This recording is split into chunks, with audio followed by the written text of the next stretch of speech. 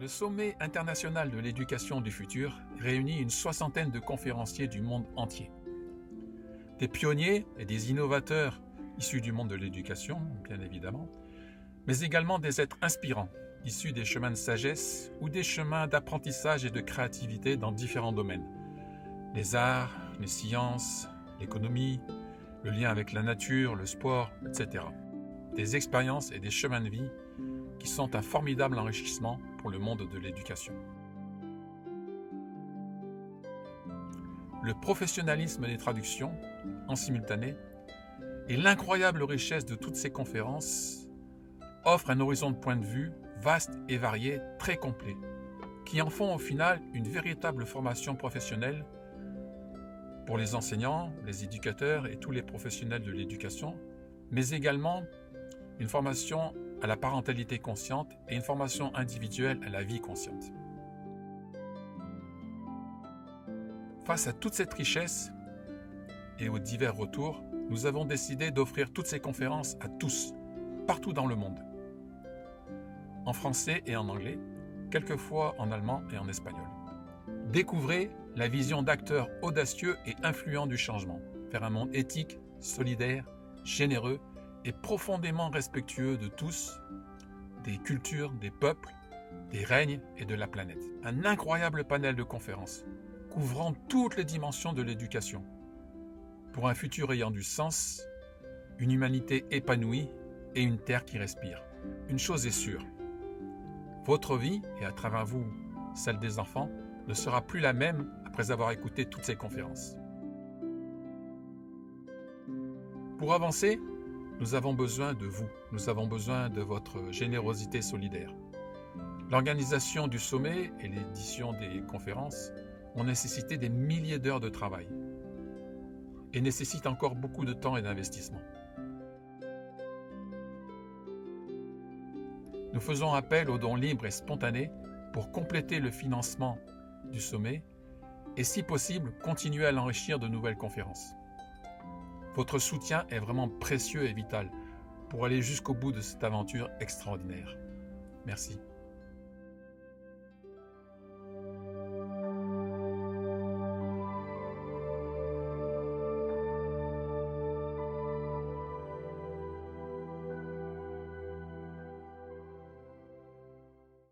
Thérapie, bien nous ne l'aurons pas, mais nous aurons de ce fait beaucoup plus de temps avec Solène et comme vous allez le voir, son programme est très très riche. Donc vaste communicant et ça sera très bien. Tout est toujours bien en ce bas monde, donc on prend ce qui vient. Bon, en tout cas, je voulais déjà commencer par vous remercier pour assister à cette dernière table ronde de la journée. Table ronde qui va être dédiée à ce que l'on appelle l'éducation pleine nature. Mais on reviendra après sur le pourquoi et le comment. Donc, je vais animer cette table ronde au nom d'Intuiteurs sans frontières, qui est l'association que je représente. Et puis, donc, j'ai la joie d'inviter Solène, qui va, elle, nous parler de son programme Gayatri, et elle le fera dans quelques instants. Alors déjà, j'aurais voulu vous présenter rapidement qui est Intuiteurs sans frontières et ce que l'on fait. Alors pour ça, je vais vous partager mon écran. Non, alors, est-ce que tu pourrais me mettre l'option de partage d'écran? Voilà.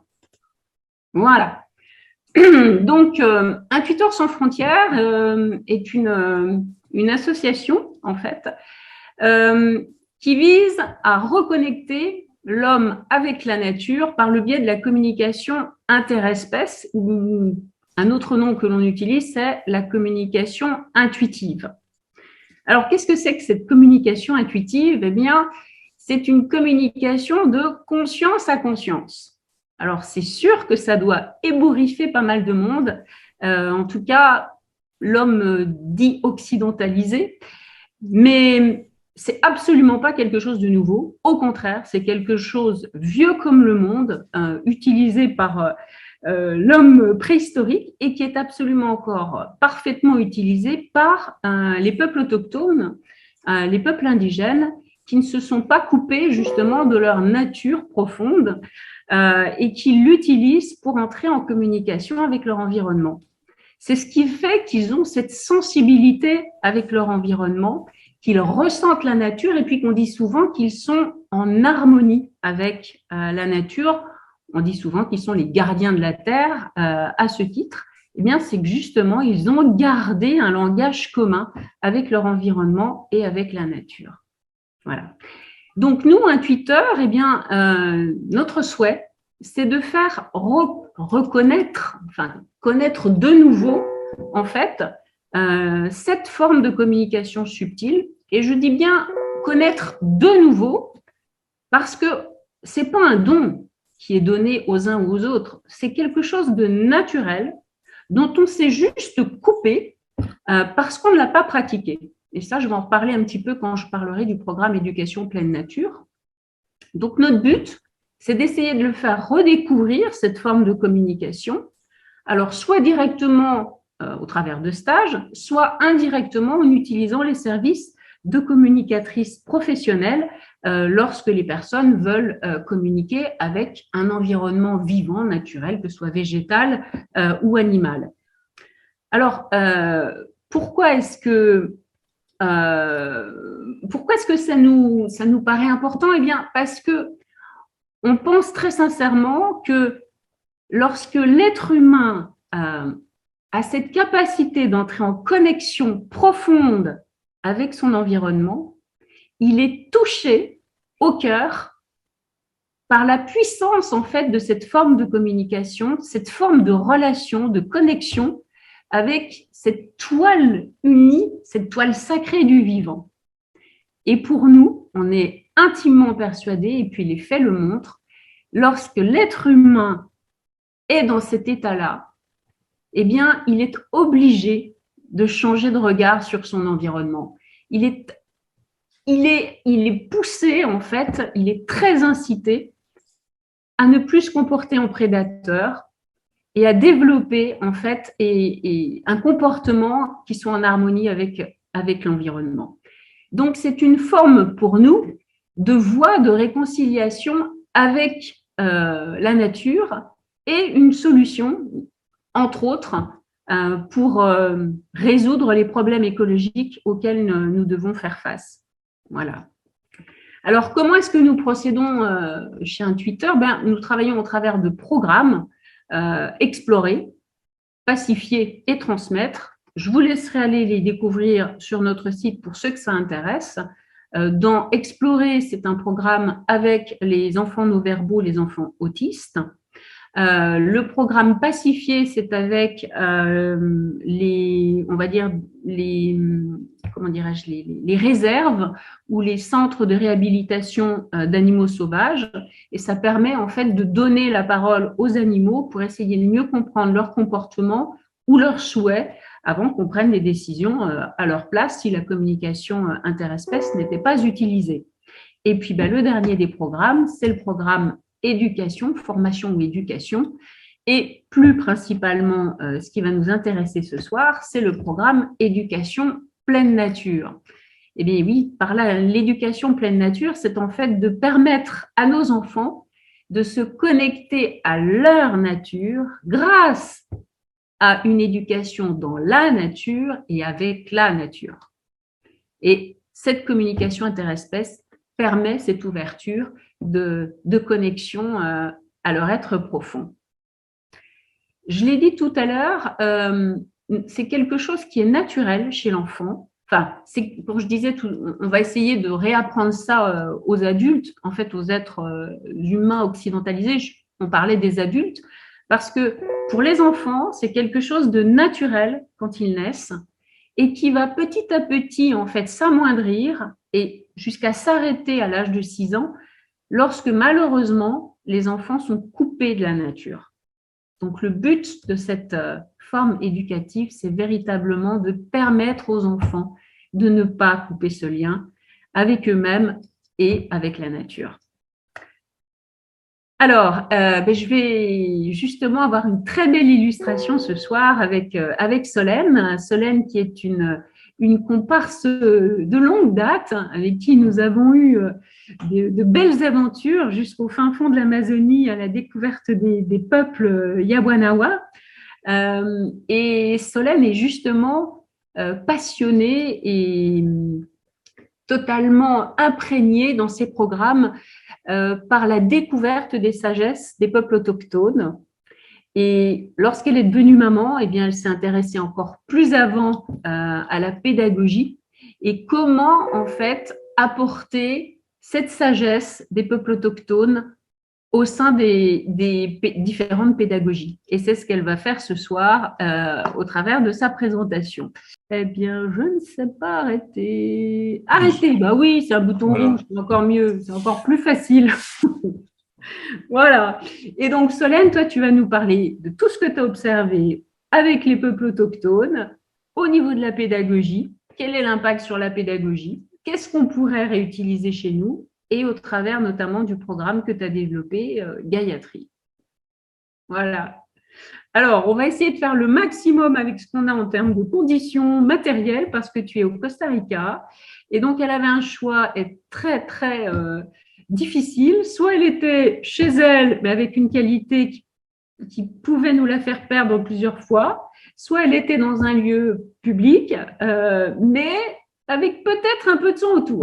Donc, j'ai préféré garantir la connexion. À toi, Solène. Yes, merci beaucoup. Vous m'entendez? Ça va? Parfait. Ok. Très bien, on t'entend très bien.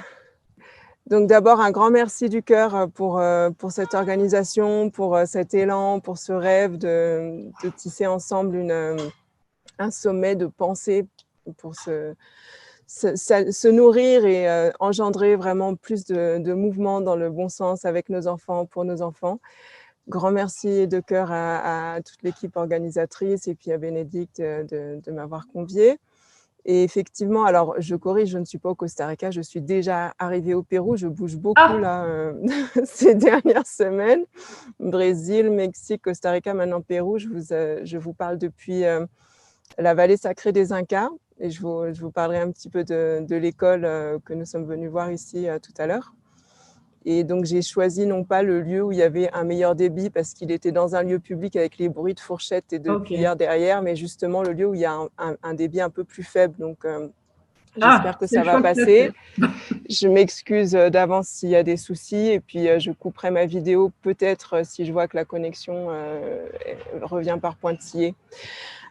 Et donc, oui, j'ai un parcours auprès des communautés natives, notamment d'Amazonie, que j'ai visité pendant une dizaine d'années de manière récurrente, en emmenant une fois Bénédicte dans mes bagages avec une grande joie. Et ça a marqué le début d'une longue amitié entre nous et d'une connexion d'âme et télépathique et subtile, incroyable. Et puis après, avec l'arrivée de mon fils, j'ai été plus en retrait. Et ce voyage que j'ai entrepris là, il y a quelques mois, de retour vers l'Amazonie avec mon fils qui a maintenant, il va avoir 9 ans, a été très différent, mais a donné comme une suite, un nouveau chapitre à ce lien que j'entretiens avec ces communautés. Et donc, la première chose que je voudrais vous partager, c'est effectivement un regard que j'ai aujourd'hui sur l'état actuel des communautés natives et de ce qui se passe, l'actualité en fait de ces peuples et le grand désarroi dans lequel je me suis trouvée en arrivant en Amazonie il y a quelques mois, notamment à Manaus, qui est censé être le cœur, la porte d'entrée vers cette grande forêt. Et bon, j'avais quelques images sur les slides, mais on peut juste imaginer, en fait, quand on a l'Amazonie en tête en Occident, on pense foisonnement, verdoyant, et effectivement, il y a des garimperos et des endroits, des orpailleurs et des endroits où il y a la déforestation. Mais a-t-on idée, moi je ne l'avais pas, qu'en arrivant à Manaus, le fleuve est recouvert de plastique au point de ne plus voir l'eau en fait sous les monticules de plastique, et que chaque année, la ville de Manaus passe des semaines à retirer des tonnes de plastique, et de nouveau, quelques semaines plus tard, les plastiques sont là. Solène, est-ce que tu veux que je passe le PowerPoint ou est-ce que tu veux le passer toi-même? Je te laisse le passer, ouais. Tu veux? Alors du coup, il faudrait que j'aille vous le... Bah, tu peux continuer, je vous le cherche pendant ce temps-là. Ok, tu peux continuer, hein. Ouais. Donc ça a été vraiment quelque chose qui m'a écœurée, ce sentiment presque d'ingérer du plastique soi-même. C'est le sentiment que j'ai eu quand j'ai vu ce fleuve et j'ai senti à quel point on était loin d'avoir cette juste conscience de cet état-là. Et ça, donc, c'est la ville d'entrée. Ouais, je suis en train de parler... Bref, je continue. Ça, c'est le point d'entrée dans la forêt. Et puis, en allant voir de plus près les communautés autour de Manaus, que je connaissais moins, puisque je connaissais plus l'Acre, qui est une région, en fait, plus excentrée de l'Amazonie, au Brésil, où les peuples ont conservé un petit peu plus leurs pratiques culturelles et justement tout ce qui permet aux jeunes de grandir selon un axe avec des valeurs et un sens fort. Là où je me suis retrouvée en Amazonas, donc plus proche de Manaus, c'était beaucoup plus effrité. Il y avait beaucoup moins cette consistance culturelle et identitaire que j'avais connue avant. Et donc, j'étais vraiment en plein dans l'oubli de ce qui a fait à un moment donné la force de ces esprits guerriers amazoniens.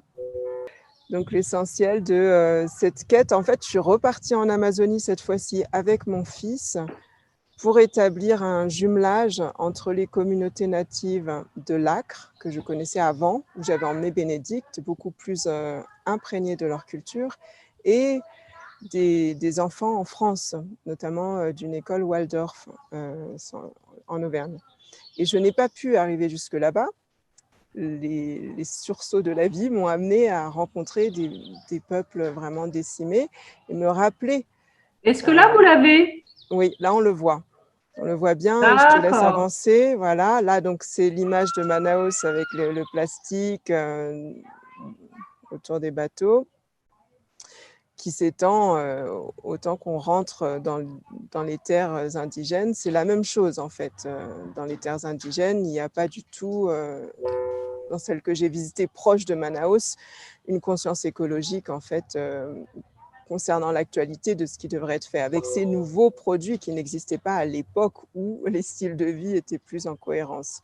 Manaus, donc le nom de ce guerrier Ajolikaba Manao de la tribu des Manaus qui a donné son nom à la ville et les histoires qui sont racontées sur sa force guerrière et sa capacité à rallier les communautés pour défendre un territoire, un état d'esprit qui n'est plus du tout présent, très très peu. Je te laisse avancer sur la prochaine slide.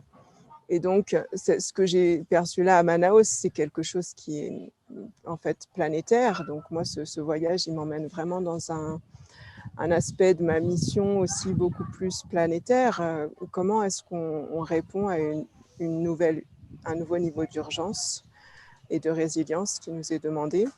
Et que ce soit chez les aborigènes en Australie, que j'ai rencontré aussi un petit peu en haut à gauche là sur la photo, que ce soit en Amérique du Nord. Je pense que quelqu'un a son micro d'allumé, ça fait un son derrière moi. Ou que ce soit donc en Amérique du Sud, on retrouve une attraction en fait des communautés vers les villes. Et les stimuli en fait de tout le monde urbain, la technologie, les aliments, l'information est d'une telle intensité. But information is so intense. Ah oui, j'ai la traduction en même temps qui m'arrive, donc je sais pas, il y a un petit contrôle des micros. What do they mean with intense? Is it too quick or? Donc, il y a une intensité des stimuli de la ville qui n'est pas du tout gérée par la plupart des autochtones, qui fait qu'ils se retrouvent à être aspirés par des spirales. Ils ont envie d'être avec ce qui se passe dans les villes et ils ne savent pas comment trouver leur place. Ils n'ont pas de repères, ils n'ont pas d'orientation qui soit cohérente, en cohérence avec ce qui se joue dans notre monde capitaliste. Donc, la perdition, la perte de sens, la perte d'hygiène, la dépression, la violence, les cas d'homicide, les cas de suicide sont beaucoup plus élevés en fait dans les communautés natives que dans nos sociétés occidentales. Donc c'est une situation vraiment très, très triste. Je te laisse avancer sur la slide d'après. Et en même temps, donc, j'y reviendrai peut-être sur la fin, on essaye voilà, d'amener des solutions, hein, de répondre à cette situation avec différents acteurs. Mais aussi, je voudrais souligner que malgré cet effritement hein, des forces autochtones, il reste les valeurs et l'essence des héritages, des sagesses très vibrants. Et je chemine avec ça aussi dans mon cœur. C'est vers ça que je souhaite me tourner de plus en plus. Et donc, je voulais vous parler de 2 ou 3 expériences autour de la beauté, de la puissance, de la sagesse, de la force primordiale de ces héritages anciens. Donc, notamment, un passage que j'ai pu faire dans une école Waldorf en France pendant un mois, en octobre 2021, sous la forme d'une résidence où j'ai pu vivre avec une classe tous les jours pendant une période et apporter des outils et des propositions en lien avec les savoirs amazoniens. Et donc, je vais vous expliquer ce que ça a produit comme mouvement en fait, pédagogique parmi l'équipe que nous étions à ce moment-là. Je vous parlerai également de cette école andine Waldorf que je suis venue visiter ici au Pérou. Et puis, je vous parlerai également de la manière dont j'accompagne mon fils qui a aussi un sang, une partie de lui très reliée au peuple autochtone, son père étant quechua, donc un accès avec des mémoires très très fortes et une manière de vivre une réminiscence de ces mémoires et une colère aussi qui peut monter vis-à-vis de ce qui se joue sur la Terre et comment je gère ça, moi, à un niveau subtil, à un niveau énergétique. Donc, peut-être on pourra parler de ça. Je te laisse avancer.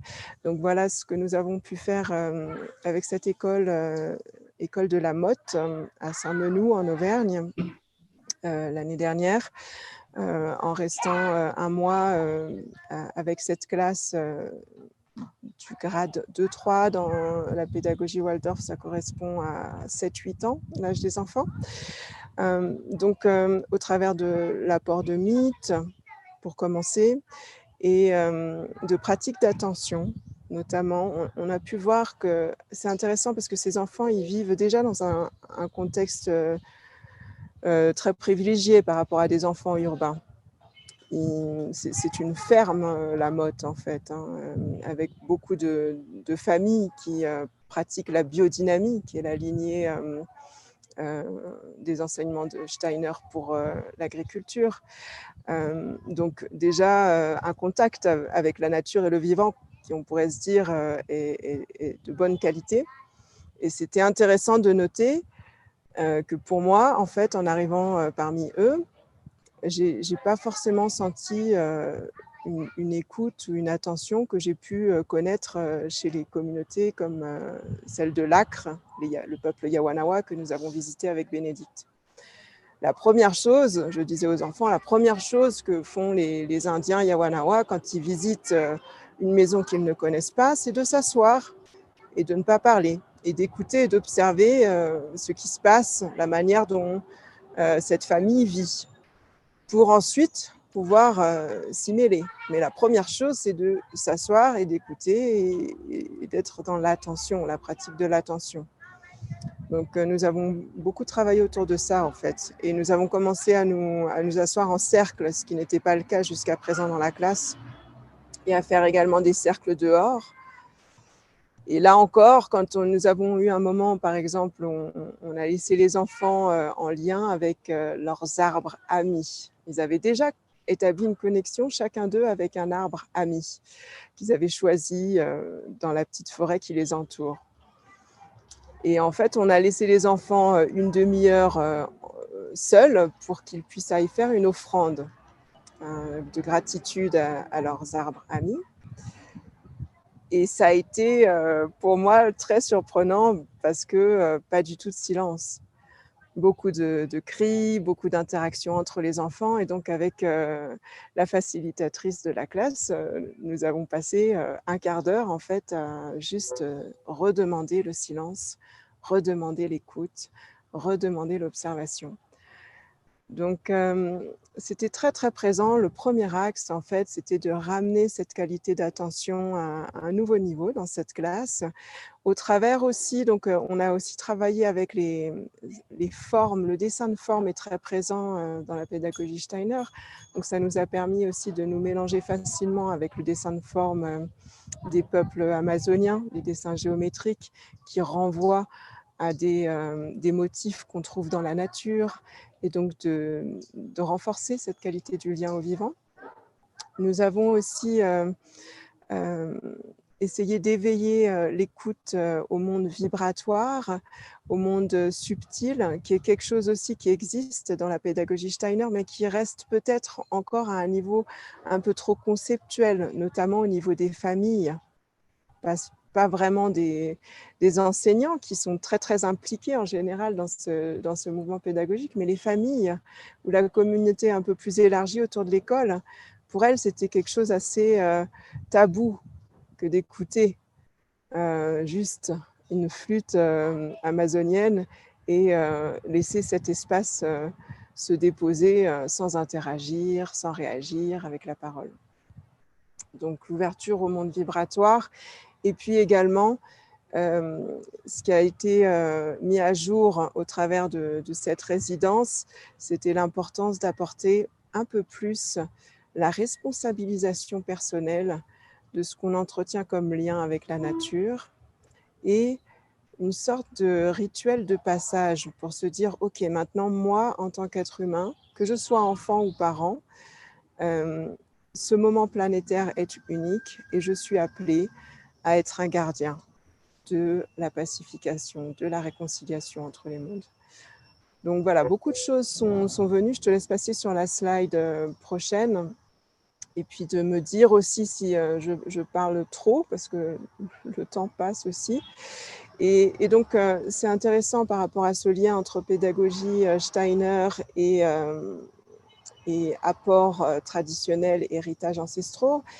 Je suis venue à la rencontre de cette école dans les Andes ici qui a vraiment accompli un niveau d'intégration plus avancé de ce lien avec l'héritage ancien que ce que j'ai cherché à faire en France. Donc je viens passer un temps parmi eux et ils ont été reconnus, donc c'est l'école Kusika Osai, école andine avec beaucoup d'enseignants parlant Quechua, et qui a été récompensée donc, par l'UNESCO pour son travail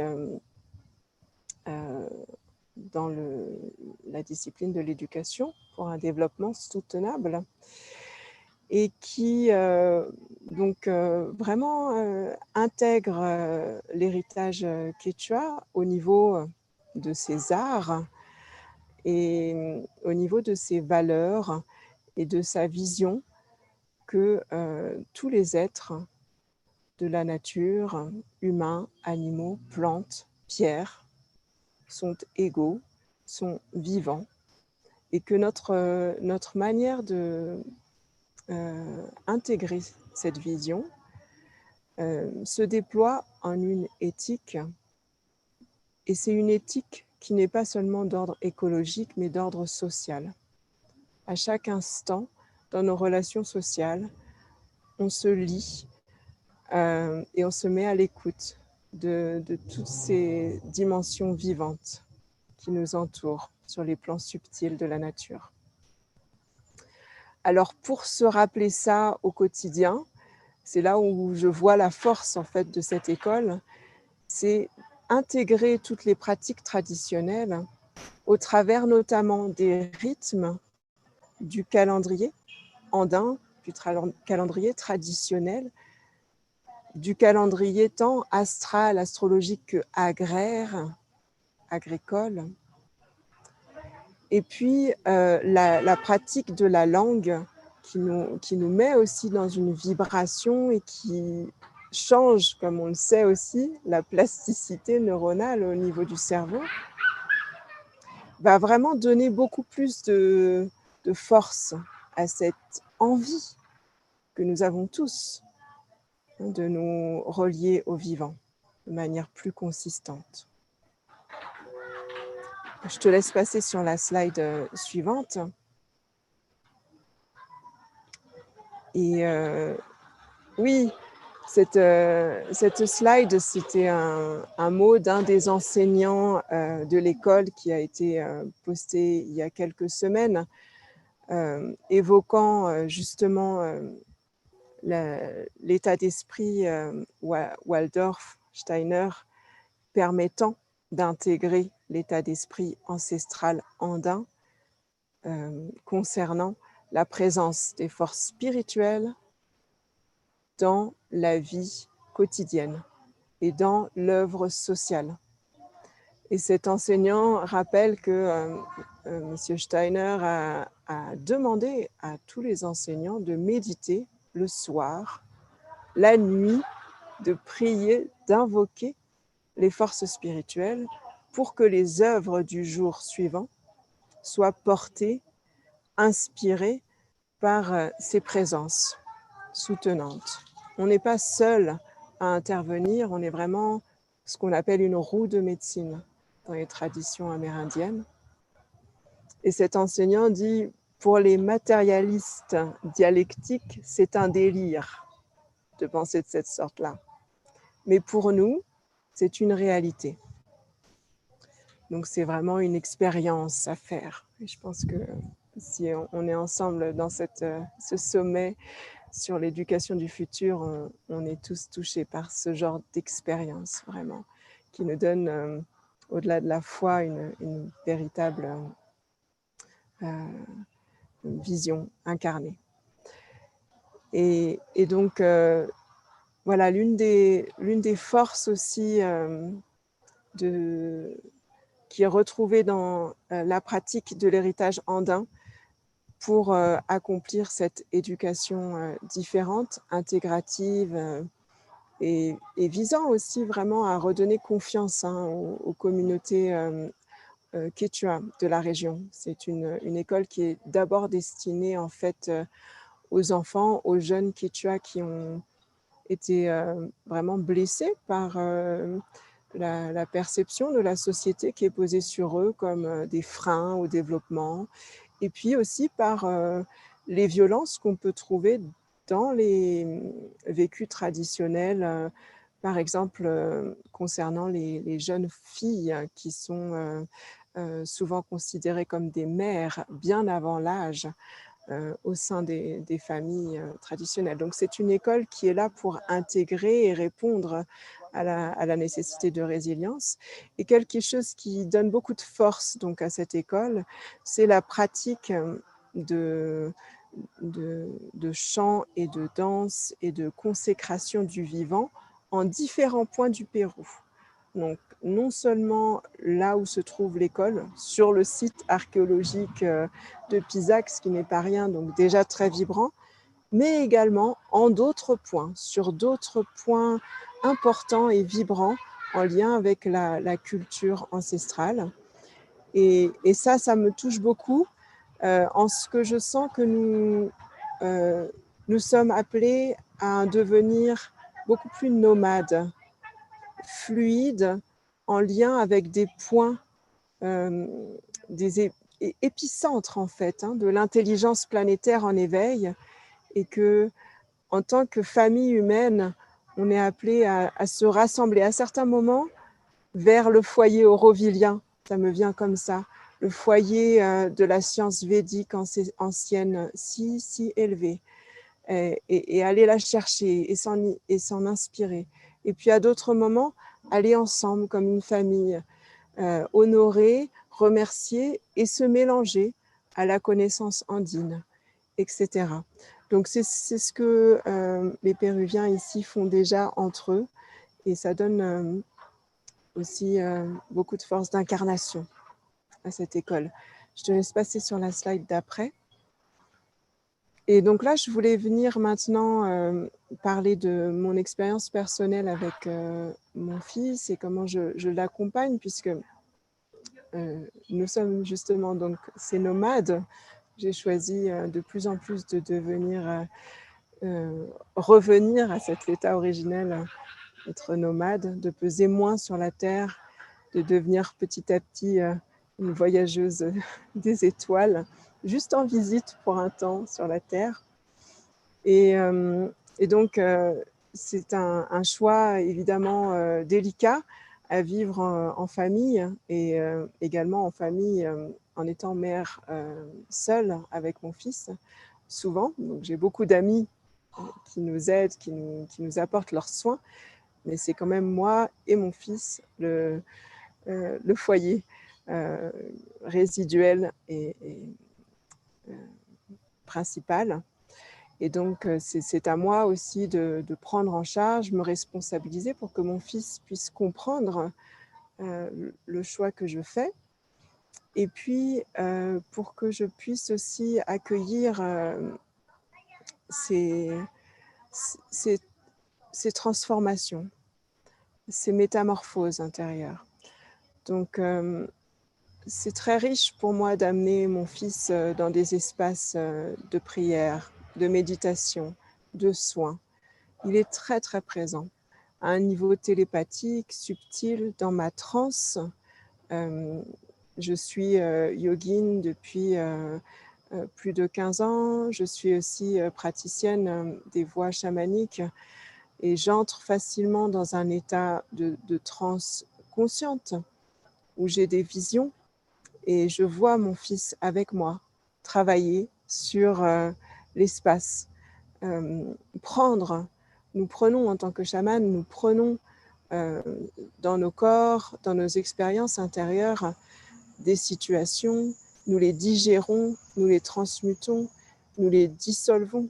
C'est notre mission quand nous sommes ces nouveaux guerriers, guérisseurs de l'humanité en devenir. Donc je vois mon fils vraiment en lien et m'aidant et m'informant, me nourrissant dans mes rêves, dans mes méditations. Mais je le vois aussi avec ses propres équations. Et je voulais vous raconter une anecdote pour vous donner un petit peu la touche de ce qui se joue. Donc récemment, nous sommes allés sur ce site Maya au Mexique, Calakmul. Et puis, j'ai invité mon fils à vraiment être en méditation. Vous le voyez le soir dans notre petit camping-car que nous avions loué à côté. Et puis, je l'ai vu dessiner donc ce dessin que vous retrouvez en bas à gauche du slide. Je l'ai vu dessiner cette grande pyramide avec ce rayon solaire au centre et beaucoup de formes autour des sortes de guerriers gardant le temple, que je n'ai pas du tout identifié sur le moment. J'ai juste vu le temple et puis le soleil au centre. J'ai trouvé ça intéressant, mais je ne me suis pas attardée. Et puis une semaine plus tard, donc nous étions au Costa Rica chez une amie et maître chamane qui est une consoeur également que Bénédicte connaît, une marraine pour mon fils. Et puis elle m'a dit « je sens que ton fils a pris une mémoire sur un des temples mayas. Il a été guerrier, gardien de ce temple qui était dédié à la divinité. Puis il a été ensuite tué par des envahisseurs. Et il est en train de transmuter cette mémoire qui lui donne beaucoup de colère, beaucoup de résurgence de colère aujourd'hui. Donc effectivement, il avait beaucoup de colère depuis notre passage au Mexique. Et donc, j'ai dit ça à mon fils. Il a été très, très sensible. Il a beaucoup pleuré, en fait, en entendant l'histoire de cette mémoire lui revenir. Puis, j'ai montré le dessin à mon ami à ce moment-là, chaman, qui a été aussi tout à fait étonné. Et puis, j'ai commencé à travailler donc, sur mon fils au niveau subtil, sur les mémoires que j'ai pu voir dans son corps en lien avec cette histoire, les blocages énergétiques. Et nous avons réalisé des extractions donc, pour retirer les amas et redonner de la place en fait, à l'essence de son être et reconstruire une synthèse de son identité aujourd'hui, intégrant cette expérience du passé aujourd'hui. Donc, c'est le genre de choses que je fais et qui se passe, en fait, que la vie a demandé que nous vivions avec mon fils aujourd'hui. Et je me rends compte à quel point c'est délicat de vivre ça avec d'autres enfants, par exemple. Ça demande vraiment un engagement au quotidien. Ça demande de pouvoir s'arrêter là, chez mon ami chaman, par exemple, une semaine, et de travailler sur ce qui s'est passé la semaine d'avant au Mexique, d'être dans une autre temporalité. Et d'avoir aussi une grande confiance, foi et vision, comme je disais, incarnée, dans ce qui se joue aujourd'hui au niveau de l'humanité, l'avènement du nouvel humain dont parle Aurobindo, et d'être complètement dédié à cet avènement, à cette dissolution progressive du mal qui est enfoui dans nos cellules. Je te laisse mettre la slide d'après avec la citation de Mère, justement, qui parle de son travail sur son corps, où elle dit « Le travail consiste à transformer dans les cellules tout ce qui aurait été sous l'influence du mal ou l'état contraire du divin. » Toujours la grande poésie complexe de Mère hein, qui nous amène dans cette perception de ce qu'est la dualité dans l'unité. Mais ce travail donc que Mère réalise sur son corps, elle dit ça aurait abouti en une purge radicale qui aurait résulté en la dissolution totale du corps. Et c'est pour ça qu'on ne peut pas faire ce travail d'un coup, mais par étapes, progressivement. Donc, on produit des accélérations par notre travail chamanique, mais on doit toujours être dans ces réglages fins pour ne pas exploser complètement le corps, hein, à cette colère que mon fils prend en fait de sa mémoire sur un temple maya souvenu. Si je n'étais pas arrivée chez ma sœur, collègue chamane la semaine d'après pour traiter ça, peut-être la colère aurait abouti en quelque chose de beaucoup plus dramatique. Donc, nous continuons dans la foi, dans la prière, dans la guidance. Et puis, je vous amène sur la fin donc, de mon partage où finalement, donc, il y a des systèmes de synthèse des connaissances ancestrales. Je vous ai parlé au départ de ces connaissances ancestrales perdues dans mon expérience des communautés natives, beaucoup d'entre elles. Je vous ai parlé ensuite de ces expérimentations où nous cherchons à les retrouver dans nos pratiques personnelles ou dans des écoles hein, qui s'ouvrent à ces héritages anciens. Et puis, il y a, comme Sri Aurobindo, les Siddhas, déjà hein, des propositions en fait, de synthèse. Sri Aurobindo parlait de la synthèse des yogas, de synthèse de l'essence de ces voies anciennes. Et dans ces systèmes qui nous sont suggérés, qui sont des invitations dont nous pouvons faire l'expérience pour savoir si véritablement ça nous convient, eh bien, nous trouvons toujours la méditation et la conscience dans le corps, la conscientisation de cette enveloppe corporelle comme des points fondamentaux. Alors, est-ce que je vais vous parler rapidement? On a encore un petit peu de temps pour que je vous parle rapidement de ça. Oui, ce qu'on peut peut-être faire, c'est aller jusqu'à 20h30 au niveau exposé et puis laisser les 30 dernières minutes aux questions-réponses qu'on aura dans le chat en mode discussion. Très bien. Donc, je voudrais vous parler de 3 de ces systèmes, donc le Kriya Yoga ou le yoga de Sri Aurobindo, le yoga intégral dans un deuxième temps. D'abord, revenir sur une pratique qui me semble tout à fait pertinente pour les familles et qui est en lien aussi avec l'héritage des Védas, de Homa Thérapie. Et puis, je terminerai avec le programme de style de vie luxuriant en 8 points de l'ambassade de la paix.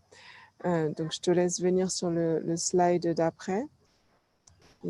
Homa Thérapie, c'est la pratique du feu qu'on appelle aussi Agni, Agni Hotra, du feu guérisseur, ou du feu cérémoniel qu'on appelle aussi Yagna, pour servir une époque particulière dans laquelle nous sommes. C'est un feu qui a été, comme on dit, ressuscité de l'héritage des Védas en 1944, donc en plein paroxysme de fanatisme guerrier de Deuxième Guerre mondiale chez nous, avec des mémoires très très pesantes à partir de ce moment-là pour nos sociétés, qui a été ressuscité des Védas et comme offert et partagé au monde, notamment par un homme qui a beaucoup voyagé pour expliquer ce qu'il en est. Alors là, j'ai les enfants qui s'excitent autour de moi. Et alors, tu m'as déjà envoyé sur la deuxième slide, juste pour revenir. Je peux remonter. Las niñas, por favor, puede un poco más de silencio porque yo estoy hablando con mucha gente ahora. Gracias, muchas gracias. Et donc, ce feu, il peut être pratiqué très simplement au lever et au coucher du soleil, dure environ 10 minutes, un quart d'heure. C'est très facile de pratiquer avec les enfants et avec les animaux. On remarque que les animaux sont naturellement, spontanément attirés par le feu. Par exemple, les oiseaux se mettent à chanter exactement à l'heure du coucher et du lever du soleil, alors qu'ils ne le faisaient plus quand nous commençons à pratiquer ce feu sur un site. Après quelques mois sur le site, il y a vraiment une nouvelle qualité pranique. Les abeilles produisent une nouvelle hormone. Les légumes, les plantes sont remplis de nutriments. Il y a beaucoup d'études scientifiques réalisées à l'université en Inde qui montrent ces résultats dont je vous parle. Et pour les enfants, c'est un moment de concentration, c'est un moment de contemplation. C'est un moment aussi où nous chantons un mantra, une vibration. Donc quelque chose de très puissant est incrusté au travers d'une pratique très très simple qui aussi rassemble la famille. Alors c'est vraiment une pratique sur laquelle je voulais mettre le doigt rapidement. Et je te laisse venir sur le prochain slide avec donc l'idée ultime de la voie du yoga intégral. Comment aller vers cet héritage originel.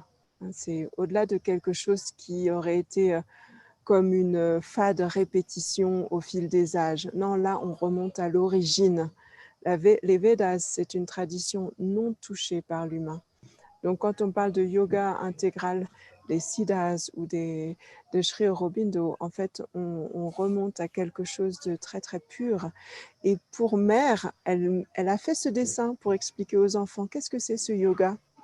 Elle a dit, regarde, l'humain, pour aller vers le divin, il a 2 manières de faire le chemin. Soit c'est une ligne droite, soit c'est plein de virages. Et les pleins de virages, c'est ce qu'on fait ordinairement quand on n'a pas vraiment de chemin, quand on n'a pas vraiment de voie qui nous guide. Et quand on fait la ligne droite, c'est là qu'on est dans le yoga, dans cette attention et cette transformation consciente de tous les corps, et notamment du corps physique. Donc, il y a certainement eu déjà des intervenants dans ce sommet que j'espère avoir plus de temps pour écouter en profondeur sur notamment les pratiques dans les écoles aurovidiennes, de la conscience, l'attention par le corps. Et voilà, juste mettre le doigt sur l'importance de travailler l'attention et la méditation qui descend dans et par les sens et les sensations physiques. Et puis sur le dernier slide, slide suivant, revenir sur... je te laisse mettre le slide suivant pour finalement évoquer ce qui est voilà, plus ma spécialité. Donc, ce programme en 8 points que j'enseigne tant aux adultes, aux familles et puis progressivement aux enfants, qui peut intégrer différentes religions, différentes pratiques physiques et spirituelles, et qui est venu un peu dans un contexte où il faudrait que là, instantanément, en fait, on puisse se relier au vivant. On n'a plus de temps à perdre. On ne peut pas aller dans une grotte, d'ailleurs il n'y en a plus, pendant des années, méditer, jusqu'à comprendre dans un raffinement extrême ce qu'est cette conscience suprême par une expérience mystique. On a très peu de temps. On a très peu de temps et aussi on a plus de facilité parce qu'avant nous, justement, ces êtres ont fait ce sacrifice de travail intérieur incommensurable pour connaître le sacré dans leur grotte cellulaire. Et donc, il y a cette invitation, ce programme de style de vie en 8 points. Il est comme une synthèse d'élan, d'héritage. On dit qu'à l'arrière de lui, il y a l'essence de Bouddha, il y a l'essence de Jésus, il y a l'essence de Marie, il y a l'essence de Babaji, il y a l'essence de Saint-Germain. Donc, différents, ce qu'on peut appeler les maîtres ascensionnés dans certains courants de recherche actuels, mais qui sont en fait des textures, des archétypes de notre conscience qui se transforment et qui ont pu habiter tel ou tel continent, telle ou telle tradition de notre humanité. On les retrouve dans ce programme en 8 points et on essaye d'avoir une synthèse très simple au quotidien, comment fonctionner et quelle que soit notre religion. En premier, on s'assoit, on contemple, on observe qui l'on est, ce qui nous traverse. En deuxième, on s'ouvre à quelque chose de plus grand. On s'ouvre à être comme un enfant et à demander de l'aide, à la prière. En troisième, on prend conscience de la puissance de nos pensées et on choisit d'avoir des pensées qui sans cesse nous élèvent vers une dimension plus grande. En quatrième, on fait attention à ce qu'on mange. De plus en plus, on a une connexion vibratoire avec nos aliments. Ensuite, en cinquième, on fait attention à notre corps physique, qu'on considère comme un temple pour notre âme, et on le nourrit aussi par des exercices qui le rendent joyeux. Ensuite, on s'ouvre à une dimension de service à notre communauté, comment servir ceux qui nous entourent, et enfin, on s'ouvre à la qualité sonore, les sons sacrés du monde, de toute culture. Et pour vous donner une expérience en 1 minute de ce que j'essaye de vous dire, de quelle manière toucher tout le monde et en un instant très court, pouvoir se relier au vivant avec plus de profondeur. Un exercice qu'on a dans ce système de ce style de vie, c'est de revenir à un souffle conscient, donc d'écouter la respiration par le nez, de la rendre plus subtile, plus lente, plus douce, comme si on avait une flamme en fait sous les narines d'une bougie et puis qu'on essayait de ne pas l'impacter, cette flamme. Donc une respiration très, très subtile. Et avec ce souffle, quand on inspire, on utilise un mantra dans notre langue. On dit « je suis »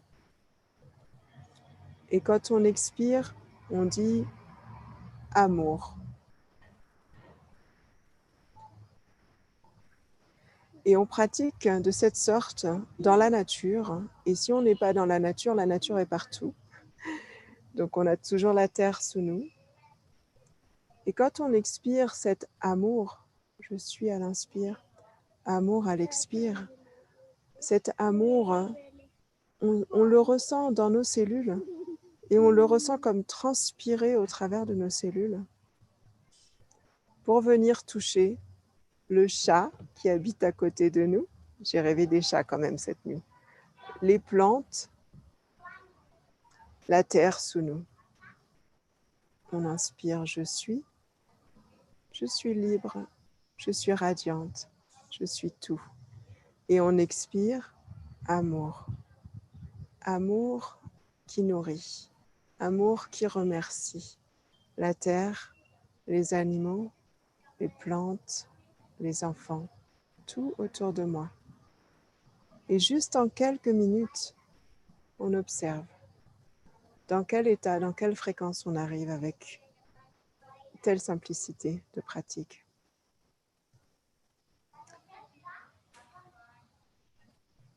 Et je te laisse passer sur le slide suivant. Oui. Je vois des commentaires, j'adore ce dessin, cette superbe explication. Alors, ça va venir, mais des fois, ça bloque. Ah, voilà. Puis après, ça va trop vite. Voilà. Voilà. Donc, juste pour fermer, ou fermer et ouvrir, donc ce programme de style de vie, la pratique du feu védique, la recherche de la compréhension du yoga originel sont mes terrains en fait. Ce sont vraiment mes lieux de recherche profonde et de partage au sein d'un vaisseau que j'ai construit et je continue de construire progressivement, l'ashram nomade. Donc avec beaucoup de choses sous format digital, mais aussi parfois des rencontres en présentiel qui sont moins évidentes aujourd'hui et qui sont aussi l'objet de mes préoccupations. Comment nous pouvons nous rencontrer prochainement, avoir des bateaux, avoir peut-être des hélicoptères complètement autonomes énergétiquement. Bref, en tout cas, nous avons beaucoup de travaux en ligne et ça nous permet aussi de comprendre d'une certaine manière qu'est-ce que la télépathie et la connexion à un niveau mental plus conscient. Donc, je vous invite vraiment à aller voir l'ashram nomade avec le lien qui est en bas de la page inthegoldengrid.mykajabi.com avec une grande place faite aux familles. Et c'est peut-être quelque chose d'assez atypique en fait dans ces propositions. C'est que pour moi, étant mère avec aussi mon fils tellement vibrant et puissant dans nos œuvres chamaniques, j'aime tellement accueillir les enfants dans nos processus et notamment me mettre à l'écoute de leurs rêves, me mettre à l'écoute de leurs dessins, etc. Et puis, donc le dernier slide, je vous disais, voilà, j'ai aussi cette préoccupation de comment on peut se rencontrer. Donc, l'ashram nomade, pour moi, c'est un laboratoire de recherche vraiment dans les profondeurs occultes de notre métamorphose en tant qu'humanité. Occulte, mais en même temps accessible et avec une voix qui se veut universelle. Mais voilà, ça reste à un niveau très intérieur et progressivement, j'essaye d'ouvrir des chemins aussi plus structurels et collectifs. Je m'interroge beaucoup sur la souveraineté digitale, évidemment, ça me concerne, mais aussi sur la souveraineté économique et sur ce que les anciens aussi, hein, les héritages anciens ont à nous dire sur, et pour la refonte de nos circuits économiques. Donc, voilà, je vois ma connexion instable. Donc, tout ça fait l'objet d'un grand mouvement de recherche nommé Gayatri. Nous avons eu déjà un événement à Paris assez important pour expliquer l'esprit Gayatri et la nécessité d'une réponse systémique en fait à ce qui se joue aujourd'hui sur notre planète. Et puis, c'est une constellation d'acteurs aussi qui est en train de se rassembler autour de cette proposition Gayatri. Donc, notamment TAC, voilà, Intuiteurs sans frontières, qui est le nom privilégié maintenant pour The Animal Alliance Channel de Bénédicte. Et donc, je vous invite aussi à rester en lien avec nous par rapport à cette proposition de Gayatri, notamment au travers de nos rendez-vous du jeudi où nous avons 1 heure de partage en ligne pour expliquer les valeurs, les dimensions juridiques et économiques de nos recherches et les appels à projets pour que nous puissions nous lever ensemble comme une nouvelle humanité libre, souveraine et en force. Donc, je vous remercie pour votre écoute et puis je donne la parole, Bénédicte. Alors, je vais regarder les différentes questions. Alors, comme j'étais en mode, alors, est-ce que vous avez comment suivre le programme? Je crois que tu l'as dit. À qui peut-être tu veux répondre? C'est plutôt le jeudi. Donc comment suivre le programme Lifestyle Programme? Donc, pour les programmes de l'Ashram Nomade, je vous invite à aller sur le site de l'Ashram Nomade qui est inthegoldengrid.mykajabi.com et puis de rentrer votre email, suivre les informations qui sont indiquées en ligne. Quand vous êtes nouveau, vous avez déjà une méditation offerte, une conférence offerte qui vous familiarise un petit peu avec la pensée de l'ashram. Et puis ensuite, vous avez les différents programmes qui sont proposés et vous pouvez toujours interagir individuellement avec moi si vous avez besoin de plus d'informations. Ok. Je crois que je n'ai pas tellement d'autres questions. Non, Est-ce qu'il y en a d'autres? il n'y a pas beaucoup de questions, mais c'est tout un voyage, Solène. Est-ce que tu en as toi-même? Non, je trouve ça assez extraordinaire comment la vie a arrangé les choses. Et comment finalement tu es arrivé là, sans que moi j'ai de contact direct avec toi, juste après Dev Deep, qui est un enseignant de l'ashram Sri Aurobindo à Pondichéry, juste après Fabienne, qui fait la danse de lettres, mais qui a passé beaucoup de temps à Auroville et à Pondichéry. Et c'est assez incroyable. Et juste avant, demain, où il y a la cérémonie de l'anniversaire de l'arrivée de mer à l'ashram, et donc on va passer 2h30 avec l'ashram du Népal, Sri Aurobindo du Népal, où les enfants vont danser pour le monde. Et ensuite, le yogi va raconter son parcours de vie. Je trouve ça assez incroyable comment la vie a organisé les choses. Et je trouve ça magnifique, quoi. Super. Et je te remercie, Solène, de ce que tu donnes à la vie et de ton engagement si intense et si profond sur le chemin. C'est magnifique. Ah, alors. Merci beaucoup. Très émue. Oui, et puis ce qu'on partage dans le chat, c'est que les questions ne sont pas là parce que les personnes ont été très émues par la présentation et par la puissance et l'intensité. Donc, voilà, elles ont quitté le mental et elles accueillent ce que tu as apporté. Donc, c'est bon signe aussi de ne pas avoir des questions parfois. Bon, je regarde quand même si on veut de nouveaux messages. Il y a Satyana qui est curieuse de savoir comment ça se passe avec le papa de ton fils. Est-ce qu'il y a des liens? Est-ce qu'il y a une relation? Est-ce qu'il c'est toujours présent? Elle est un peu curieuse de ça. Yo, je vais répondre.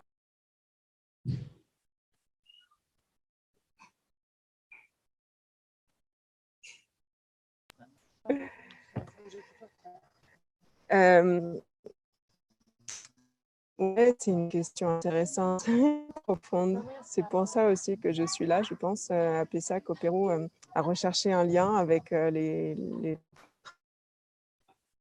puisqu'on a eu très peu de contact avec le père biologique de mon fils. Mon fils a eu comme un père adoptif, justement, ouais, puis j'ai justement le son qui coupe. Non, j'ai coupé la vidéo. Solène, j'ai coupé la vidéo parce que justement le son est difficile. Comme ça, on t'entend. Ok. Et donc, oui, voilà, mon fils a eu un père adoptif mexicain très sensible et relié aux traditions, et notamment aux traditions présentes à la fois au Mexique et au Pérou. Donc, ça a été une aventure de plus très nourrissante, mais avec le père biologique lui-même, nous avons eu peu de contact. Et évidemment, ça a été un grand apprentissage pour moi sur fond de grande souffrance. Et ça fait partie de la vie. Et en même temps, comme avec beaucoup d'indigènes, en fait, dans ma relation, bon, moi, j'ai une très grande admiration spontanée pour l'énergie, en fait, des peuples autochtones. Quand je suis en lien avec eux, je suis comme une enfant et émerveillée. Et ça, c'était là, en fait, quand j'ai rencontré le père de mon fils. Et je valorise, en fait, ce qui s'est passé à ce moment-là de cette sorte-là. Et puis, je vois aussi en eux, moi, je deviens comme une enfant, mais je vois en eux qu'ils sont comme des enfants. Et je peux leur pardonner, en fait. J'arrive vraiment à leur pardonner pour le manque d'engagement, hein, à un niveau structurel très concret que j'ai pu vivre de la part de cette absence, en fait, venant de cette absence paternelle. Donc voilà, je suis dans la gratitude, mais très peu de contact direct. Bon, super. Également, merci de bien vouloir. Alors, hein, non, comment a commencé ton parcours chamanique? Ouais. Et oui, ben ça, c'est aussi peut-être l'occasion de citer mon livre aux éditions du Souffle d'Or qui s'appelle « Rêver une nouvelle terre », où je raconte que pour moi, je suis allée en école de commerce, Subdeco, à 20 ans. J'étais en pleine dépression, je pense, à un niveau de moi-même. Je me suis retrouvée de la même manière, par la guidance de la vie, mais sans ma propre conscience impliquée, à rencontrer les peuples amazoniens qui m'ont nourrie. Et de là a commencé mon chemin spirituel. Mais il était complètement absent de mes pensées jusqu'à 22 ans, quoi. Donc, ça a commencé par des synchronicités quand je me suis retrouvée au Brésil en lien avec justement les émissaires des médecines traditionnelles amazoniennes. Superbe. Et aussi ton parcours yogique. Et de la même manière, ça a commencé là. J'ai bien vu que la question renvoyait aux deux, mais c'est intéressant parce qu'avant ça, je suis allée en Inde 3 ou 4 fois. Dès mes 18 ans, en fait, j'ai pris mon sac à dos et j'ai voulu connaître le monde. Et j'ai adoré voyager en Inde, mais j'ai rencontré plein de yogis et je n'ai pas pratiqué le yoga à partir de là. J'ai pratiqué le yoga à partir du moment où j'ai eu mes premières expériences avec des plantes entéogènes au Brésil. Là, ça m'a produit une ouverture qui a été réalisée avec beaucoup de protection, qui aurait pu se passer vraiment autrement, mais j'ai été protégée, j'ai été guidée, j'ai été accompagnée, et à partir de là, j'ai compris j'ai eu un accès en fait au divin. J'ai eu une expérience mystique qui me manquait pour comprendre où allait le yoga tel que je l'ai rencontré avant et tel que je l'ai vu aussi après se déployer en Occident. Donc, c'est vraiment ce mélange des deux qui m'a extrêmement nourrie. Le contact avec les traditions amazoniennes et le contact avec les enseignements védiques, le yoga Kundalini, puis le yoga Kriya, le yoga intégral et progressivement voilà, le retour vers les sources très élevées des Siddhas qui m'a permis de cheminer dans ma métamorphose. Merci, merci. Et avec ton nom, Solène, tu fais du Kundalini Yoga, tu vas faire du Kundalini Yoga, parce que Mukande, c'est un nom sikh. Ouais, Mukande, c'est mon nom, c'est le nom spirituel. J'ai reçu beaucoup de noms spirituels et parfois j'utilise certains et parfois d'autres, mais Mukande, j'utilise beaucoup dans la société. Mukande, ça veut dire en train de libérer. Un des 8 attributs du divin, effectivement, dans une des proses de l'héritage sikh, et ça m'a été attribué par des personnes de la communauté en lien avec Yogi Bhajan. Donc j'ai effectivement eu tout un chemin aussi d'apprentissage avec le Kundalini Yoga tel que l'a enseigné Yogi Bhajan, ce qui n'est pour moi pas l'unique manière d'envisager le Kundalini Yoga, évidemment, mais ça a été là aussi un grand moteur à mon développement. Donc, j'ai passé notamment 3 ou 4 années dans les Alpes, hein, dans un ashram tenu par un maître sikh. Ouais, que je connais. Apprendre, que tu connais. Oui, tu étais au sud de Grenoble. Voilà. Donc, il y a eu mon passage par là-bas. Et puis, à l'ashram nomade, je parle beaucoup de ça, en fait, justement, parce que j'ai aussi enseigné dans les studios parisiens de Kundalini Yoga au moment où sont sorties toutes les affreuses histoires entourant les transmissions de Monsieur Yogi Bhajan. Donc, je me suis vraiment retrouvée au milieu du public et des mouvements des réseaux sociaux. Qu'est-ce que c'est que ça? Et c'est quelque chose qui arrive dans toutes les communautés spirituelles, hein. Ces histoires d'abus, ces histoires de détournement de fonds, etc. Et du coup, moi, j'ai dit, regardez, en fait, si ça arrive, ça montre bien qu'il manque quelque chose dans cette transmission. Il manque justement le détachement. Il manque justement l'observation dont nous parle tant le yoga classique, qui a été ensuite réintégré dans la synthèse des yogas de Sri Aurobindo et de Kriya Babaji. Donc, ça m'a permis de trouver ma voie, mais aussi de finalement honorer les techniques de Yogi Bhajan, hein, les kriyas, qui sont aussi pour moi des aventures chamaniques, à certains moments, pouvant vraiment nous nourrir, mais seulement à certains moments, voilà, vraiment réintégrer dans un puzzle plus large. Ok, super. Alors, il y a une question là qui est assez amusante, Solène, elle va te faire sourire parce que c'est une question qu'on a souvent eue toutes les deux. C'est est-ce que il serait bon d'utiliser les plantes en Occident comme rite de passage, ou on va dire peut-être pour permettre à notre humanité occidentale d'évoluer? C'est une question dans le chat. Pas facile à répondre, hein. Non, pas facile, hein.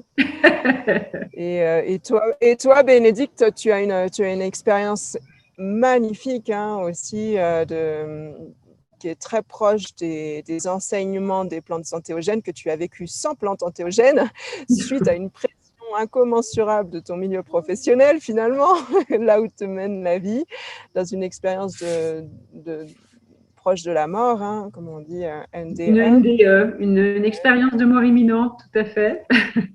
Et donc, pour moi, les plantes antéogènes, elles sont là un peu pour nous amener vers ces expériences-là. Et je discutais l'autre jour avec un ami qui me disait, mais en fait, sur cette terre, ce qu'il nous faudrait aujourd'hui, c'est une expérience de mort imminente collective. Et je lui disais, oui, mais justement, avec nos pratiques énergétiques et ces nouvelles voies que nous cherchons à ouvrir ensemble sur des pratiques d'alignement spirituel profond, c'est ça qu'on est en train aussi de vivre collectivement. Alors pour moi, évidemment, la voie des plantes, comme je vous disais, c'est très particulier, on a besoin de beaucoup de protection et de préparation. Et ce sont des sujets que nous discutons avec Gayatri notamment. Et avec Yoga, chez mon association, nous avons eu pendant des années des préparations au travers de huttes à sudation, simplement faire une hutte à sudation dans les règles de l'art avec des intentions profondes, une conscience contemplative, une approche thérapeutique, psychothérapeutique de ce qui se joue dans la hutte, tout ça mis ensemble. Et ben ça, c'est un véritable rituel de passage collectif pour moi. Et on n'a pas forcément besoin d'aller prendre des plantes travaillant sur les sécrétions de la glande pinéale. Mais néanmoins, je ne vais pas les mettre de côté. Et je pense, je crois qu'il y a vraiment quelque chose à creuser dans cette direction-là, notamment quand je suis allée à Manaus et que j'ai vu le déboire des communautés qui n'utilisent plus ces plantes. J'ai pu sentir à ce moment-là l'importance d'avoir des plantes maîtresses comme les entéogènes amazoniens ou les cactus ou d'autres que beaucoup de peuples ont utilisés pour donner une direction de fond en fait et effectivement produire à certains moments de la vie des réalignements puissants. Mais alors là, il faut des chamans avec nous. Il faut vraiment des gardiens de sagesse avec la société. Donc progressivement, on va vers ça tous ensemble. Et la respiration holotropique, comme dit Roland, oui aussi, effectivement. Et c'est vrai qu'on en parlait aussi récemment. Il y a certaines personnes qui ne vont pas être prêtes pour les plantes parce qu'il y a aussi nos corps qui sont tellement pollués, nos psychés qui sont tellement secoués. Et il y a des moments aussi. Et le moment n'est pas pour tout le monde au même moment de travailler avec les plantes. Et la respiration holotropique, de la même manière. Et puis les plantes, c'est toujours aussi set and setting. Comme dans quel état tu prends la plante, avec quelle intention, qui t'entoure, ça va tellement compter. Et si on peut travailler ce set and setting avec d'autres outils, comme la respiration holotropique, la hutte ou les cérémonies avec le cacao, j'ai beaucoup pratiqué ça, ou le Kundalini Yoga. Et puis se familiariser avec cette puissance de l'alignement sacré des intentions pour ensuite aller travailler avec des chamans très avancés et des intentions de régénérescence cellulaire. Pour moi, c'est ça en fait. Si on veut aller travailler avec des plantes entéogènes, c'est plus que pour un rituel de passage de notre conscience collective. Là où j'en suis, pour moi, c'est plutôt au niveau de la régénérescence cellulaire dans la lignée du travail de mère, en fait, à cet endroit-là. La descente du supramental dans les cellules. Donc c'est un niveau déjà de connexion ésotérique nécessite d'être amené progressivement. Oui, je pense qu'en synthèse, on peut vraiment dire que chacun a son parcours, mais que tout y mène, voilà, mais pas à pas et selon ce qui correspond à chacun, son parcours de vie et comme tu le disais, son niveau déjà de purification de certains corps, on va dire, voilà, que ce soit du corps physique au corps éthérique. Voilà, alors je crois que là, nous n'avons plus beaucoup de questions. Peut-être. Oui. Les enfants, je suis dans une famille aussi où les enfants sont très présents. J'ai entendu qu'autour de toi, les enfants étaient aussi très présents. Peut-être que voilà. ça nous rappelle à cette dimension, puis juste de conclure dans cette dimension-là par rapport aux enfants. Mais c'est peut-être la question, oui. Ils prennent une grande place là, à ce moment-ci, juste à ce moment-ci. Ouais. Autour de moi, autour de toi. Peut-être que ça pourrait être la petite question de clôture ou ta remarque de clôture par rapport à Calice, tout ce que tu as fait, tu en as parlé, mais si tu devais dire quel est l'apport principal du mode d'éducation holistique, systémique que tu lui as offert, qu'est-ce que tu vois de différent, par exemple, avec d'autres enfants dans ce mode éducatif et qu'on pourrait potentiellement trouver dans des écoles existantes ou à venir? Je crois qu'Abel, tu as déjà fait ta conférence sur l'idée de prendre chaque instant, en fait, avec tout ce qu'elle apporte comme tremplin de jeu et de déploiement de maturation. Et cette capacité de résilience, en fait, en chaque instant, qui nous provient de la méditation, qui nous provient aussi de notre retour à notre corps, et de sentir que c'est notre corps qui absorbe des émotions, qui digère des mauvais aliments qu'il a pu prendre par inconscience passagère, etc. Cette capacité à revenir dans l'instant avec cette vision, c'est ça que j'essaye de faire avec mon fils. Effectivement, je sens qu'il est quand même, il a une capacité de le faire qui de jour en jour grandit. J'ai besoin de lui rappeler, mais voilà, il connaît le chemin en fait. Et il s'est passé aussi quelque chose d'extraordinaire avec lui ensuite au travail qu'on a fait, la chamanique dont je vous ai parlé avec les mémoires mexicaines. Et à un moment donné, donc de nouveau, cette colère était là. Je lui ai dit, assis-toi, prends ton mala, fais quelques malas. Donc le mala, avec les pères là en Inde, dans la tradition, on égrène, comme on égrène avec la prière catholique, sauf que là on répète un mantra, une formule, ça peut être je suis aussi tout simplement. Il fait 3-4 mantras, il reste là 20 minutes, il sort de cet état, il me dit maman j'ai fait un voyage extraordinaire. Il ne m'a jamais raconté quelque chose comme ça. Pendant 20 minutes, il faisait son mantra et il a fait une sortie de corps, en fait. Il est retourné voir cette pyramide, il est rentré dedans, il a dû passer des portes, il a dû parler avec des gardiens, il a dû prendre un arc, il a dû passer des passages à chaque fois. C'était incroyable, quoi. Vraiment tout un cheminement et qui lui est venu dans cet état de conscience-là. Donc, d'une colère qui aurait pu vraiment être destructive, hein. Il peut presque me taper, il peut déchirer ses cahiers, puis ensuite le regretter, etc. Je lui rappelle l'importance. Il sait pourquoi, parce que j'ai mis en perspective le pourquoi.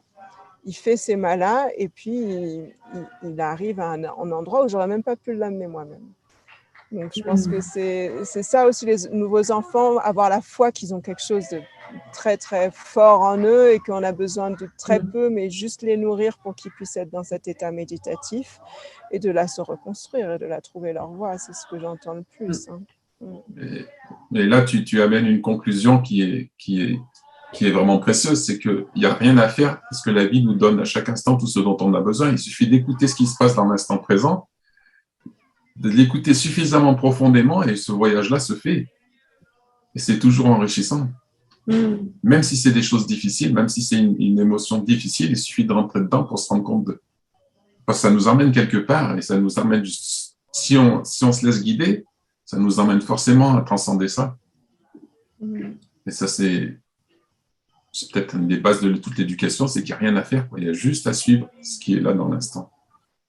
Il y a très peu de choses à faire et c'est dans le quotidien, le rythme. C'est pour ça le feu védique, là, le biorhythme, le lever, le coucher du soleil, la respiration, se nourrir avec légèreté, avec conscience, faire quelques cérémonies de temps à autre pour que simplement on essaie. C'est comme une storytelling, l'histoire qui s'écrit là et on sait qu'on est en train d'écrire une histoire, on se raccroche à quelques petites choses, mais sinon la plus grosse partie c'est se mettre à l'écoute et puis rentrer en symbiose quoi, avec la vie qui nous traverse. Et ça, les enfants effectivement ils savent mieux le faire que nous.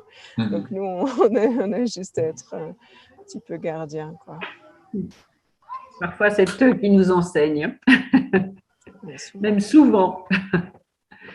Merci Bénédicte, merci Solène de ce partage.